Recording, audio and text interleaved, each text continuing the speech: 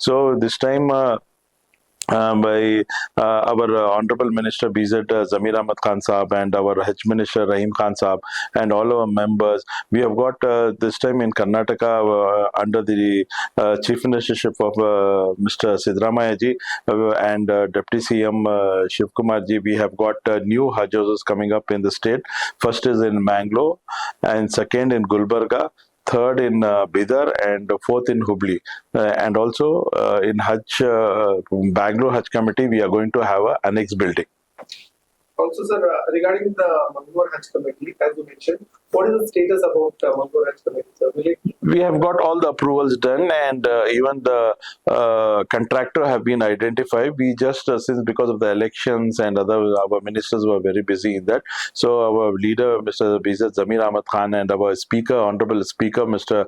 UT Khader Saab, and our Minister, Hajj Minister Rahim Khan Saab. So all three has to go and do the inauguration for that. So everything is ready. We just have to do the inauguration and start the work.